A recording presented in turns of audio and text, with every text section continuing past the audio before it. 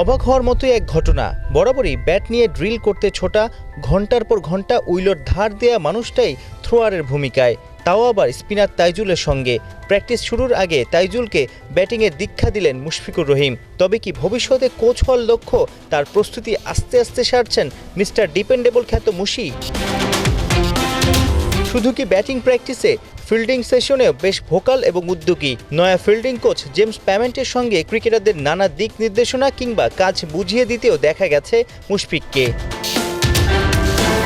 বাংলাদেশের ক্রিকেটারদের মধ্যে সবচেয়ে শিক্ষিত মুশফিকুর রহিম। খেলাটার প্রতি তার ভালোবাসা, নিবেদন সবারই জানা। ডিসিপ্লিনের দিক দিয়েও যে কারো চেয়েই ভালো। ক্রিকেটাঙ্গনে মুশি সবারই আদর্শ। টাইগার জার্সিতে এখন পর্যন্ত 3 ফরম্যাট মিলিয়ে 470টা ম্যাচ খেলেছেন মুশফিক। রান আছে 15,302। সাদা বলে 2 ফরম্যাট থেকে অবসর নেয়া এই ব্যাটার এখন কেবলই খেলছেন টেস্ট ক্রিকেট। এত অভিজ্ঞতা নিশ্চয়ই ভবিষ্যতে বিলিয়ে দিতে চাইবেন তরুণ প্রজন্মের মাঝে। সিরিয়াসনেসের কারণে কোচ মুশফিক বেশ সফলও হতে পারেন। কোচিংয়ে আসা না আসা সময়ই বলে দেবে। এখন মুশফিকের মাথা জুড়ে টেস্ট ক্রিকেট। বাংলাদেশের প্রথম ক্রিকেটার হিসেবে 100 টেস্ট খেলার হাতছানি। 94 বার নেমেছেন 5 দিনের ম্যাচে।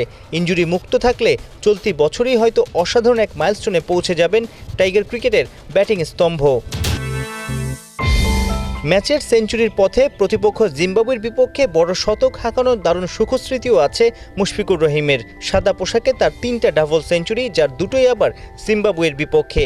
এবার সিলেট আর চট্টগ্রামে কি দেখা যাবে বড় কিছু? সাইফুল রূপক, 71, সিলেট।